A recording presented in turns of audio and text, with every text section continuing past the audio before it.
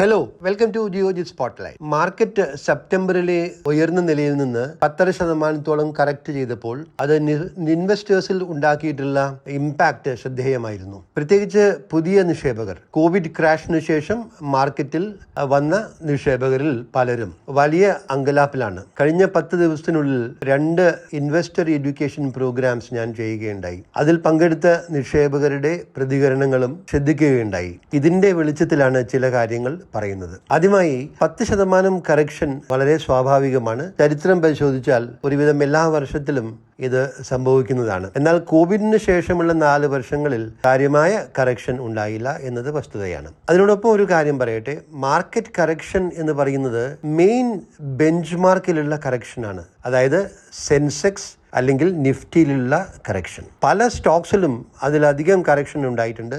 20, 30, 40, 50% ഇടിവുണ്ടായിട്ടുണ്ട്. എന്നാൽ market കറക്ഷൻ്റെ definition main bench മാർക്കിലുള്ള കറക്ഷനാണ്. രണ്ടാമതായി പറയുന്ന കാര്യം, മെയിൻ ബെഞ്ച് മാർക്കിൽ ഒരു 20% ഇടിവുണ്ടാകുമ്പോൾ അത് ശ്രദ്ധിക്കേണ്ട ഒരു ക്രാഷ് ആണ്. കാരണം 20% മെയിൻ ബെഞ്ച് മാർക്ക് ക്രാഷ് ചെയ്താൽ മാർക്കറ്റ് ഒരു ബെയർ ഘട്ടത്തിലേക്ക് പോകും എന്നാണ് പൊതുവെ പറയുക. Normally recovery after a 20% crash will be slow and gradual. ഇതിനും എക്സെപ്ഷൻസ് ഉണ്ട്. ഉദാഹരണത്തിന് 2020 കോവിഡ് ക്രാഷ് വലിയ ക്രാഷ് ആയിരുന്നു. നിഫ്റ്റി 38% ക്രാഷ് ചെയ്തു. But the recovery was quick. എന്നാൽ 2008 ക്രാഷ് ഭീകരമായിരുന്നു. Nifty crashed by around 55%, more than 55%. Small cap index crashed by more than 70%, and the recovery was very slow and gradual. 2000 tech bubble ക്രാഷും ഭയാനകമായ crash ആയിരുന്നു. Nifty 2000 പീക്കിൽ നിന്ന് 2003 April ആകുമ്പോഴേക്കും 50% correct ചെയ്തു. അമേരിക്കയിൽ Nasdaq പൊട്ടിയത് 78%. ഈ ടെക് ബബിൾ ക്രാഷിന് ശേഷം മാർക്കറ്റ് വർഷങ്ങളെടുത്താണ് കറക്റ്റ് ചെയ്തത്. ഈ ടോക്ക് ഓൾമോസ്റ്റ് 3 years. ഇതൊക്കെ പറയുന്നതിൻ്റെ കാരണം എന്താണ്? കഴിഞ്ഞ 4 വർഷത്തിനുള്ളിൽ മാർക്കറ്റിൽ വന്നിട്ടുള്ള നിക്ഷേപകരിൽ ഭൂരിപക്ഷത്തിനും ഈ ചരിത്രമൊന്നും അറിയില്ല. 2020 ഏപ്രിൽ 4 കോടിയായിരുന്ന ഡിമാറ്റ് അക്കൗണ്ട് ഇപ്പോൾ 17.9 കോടിയാണ്. അപ്പോൾ ഈ 14 കോടി പുതുതായി വന്ന നിക്ഷേപകരിൽ ബഹുഭൂരിപക്ഷത്തിനും വലിയ മാർക്കറ്റ് ക്രാഷിനെ പറ്റി കാര്യമായിട്ടൊന്നും അറിയില്ല.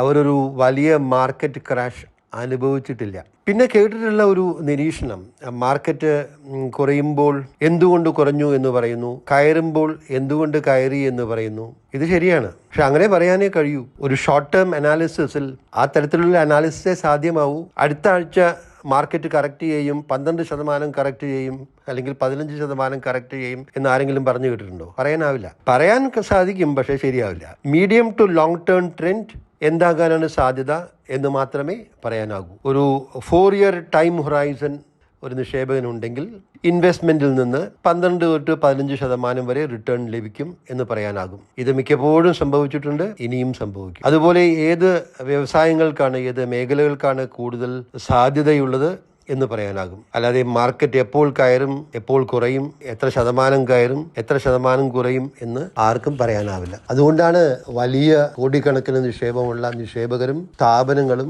അവരുടെ നിക്ഷേപമൊക്കെ മെയിൻറ്റെയിൻ ചെയ്യുന്നത്. They are remaining invested without selling and getting out, because that is not possible. ഈ വർഷം 2024 ചെയ്തിട്ടുള്ള വീഡിയോകളിൽ നിരവധി തവണ പറഞ്ഞിട്ടുള്ളൊരു കാര്യം വീഡിയോസ് കണ്ടിട്ടുള്ളവർ ശ്രദ്ധിച്ചിട്ടുണ്ടാവും. ആവർത്തിച്ച് പറഞ്ഞ കാര്യം ഇതാണ്: ഇന്ത്യയിലെ വാല്യുവേഷൻസ് കൂടുതലാണ്, ഹിസ്റ്റോറിക്കൽ ആവറേജസിനേക്കാൾ കൂടുതലാണ്. അതുകൊണ്ട് കറക്ഷൻ സംഭവിക്കാം, റിവേർഷൻ ടു മീൻ ഉണ്ടാവുമെന്ന് ഞാൻ 2 തവണ പറഞ്ഞിട്ടുണ്ട് ഈ വാക്കുകൾ തന്നെ ഉപയോഗിച്ചിട്ട്. അത് എപ്പോൾ സംഭവിക്കുമെന്നോ എന്ത് കാരണങ്ങൾ കൊണ്ട് സംഭവിക്കുമെന്നോ എന്ന് പറയാനാവില്ല, അതും പറഞ്ഞിട്ടുണ്ട്. ഇനി ഇപ്പോഴത്തെ സാഹചര്യത്തിലേക്ക് വരാം. വിപണിയിലെ അനിശ്ചിതത്വം, അതുപോലെ ചാഞ്ചാട്ടം, ഇത് രണ്ടും വളരെ കൂടുതലാണ്. ഉക്രൈൻ റഷ്യ യുദ്ധം കൂടുതൽ ഭയപ്പെടുത്തുന്ന ഘട്ടത്തിലേക്ക് കടക്കുമോ എന്ന ആശങ്കയുണ്ട്. അതുപോലെ അമേരിക്കയിലെ പ്രസിഡൻഷ്യൽ ഇലക്ഷന് ശേഷം വിപണിയിൽ സംഭവിച്ച ട്രംപ് ട്രേഡ് എന്ന് വിശേഷിപ്പിക്കുന്ന മാർക്കറ്റ് ആക്ഷൻ വിപണിയിൽ വലിയ ചലനങ്ങൾ ഉണ്ടാക്കിയിട്ടുണ്ട്.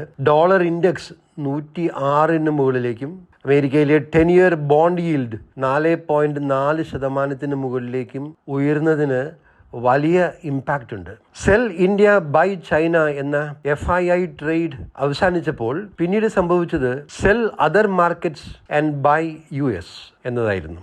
സെൽ അതർ മാർക്കറ്റ്സ് എന്ന് പറയുമ്പോൾ including developed markets and emerging markets. ഈ ഒരു ട്രേഡ് സംഭവിച്ചു. അതിന്റെ ഫലമായിട്ടാണ് അമേരിക്കയിലേക്കുള്ള പണമൊഴുക്ക് കൂടിയതും ഡോളർ ഇൻഡെക്സ് 106 മുകളിലെത്തിയത്. എന്നാൽ ഈ ബൈ US എന്ന ഈ ട്രേഡ് അധികം നീണ്ടു നിൽക്കില്ല. കാരണം US-ലെ വാല്യുവേഷൻസ് ഗണ്യമായി വർദ്ധിച്ചിട്ടുണ്ട്. S&P 500 is now trading at 24 times trailing 1-year earnings. There is no scope for sustained rally in the US. ഇന്ത്യയിലെ മാർക്കറ്റ് കറക്ഷനിലേക്ക് നയിച്ച ഒരു പ്രധാന ഘടകം ഈ ഫൈനാൻഷ്യൽ ഇയറിലെ Q2 റിസൾട്ട്സ് മോശമായതാണ് എന്ന് മുമ്പ് പറഞ്ഞിരുന്നത് ഓർക്കുമല്ലോ.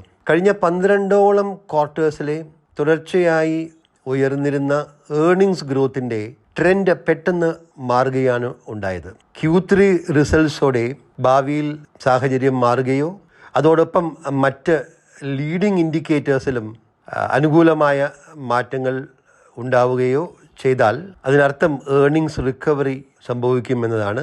അങ്ങനെ സംഭവിച്ചാൽ മാർക്കറ്റിൽ ഒരു റിക്കവറി ഉണ്ടാവും, സസ്റ്റെയിൻഡ് റിക്കവറി ഉണ്ടാവാം. ഇല്ലെങ്കിൽ മാർക്കറ്റിൽ ഉണ്ടാവുന്ന ഷോർട്ട് ടേം റീബൗണ്ട്സ് സസ്റ്റെയിൻ ചെയ്യാൻ ബുദ്ധിമുട്ടായിരിക്കും.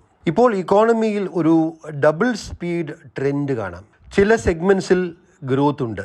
ഉദാഹരണം അഗ്രികൾച്ചർ, ഗവൺമെന്റ് സ്പെൻഡിങ്ങുമായി ബന്ധപ്പെട്ട related construction, luxury hotels, aviation, digital business, services exports എന്നിവയിൽ നല്ല ഗ്രോത്ത് ഉണ്ട്.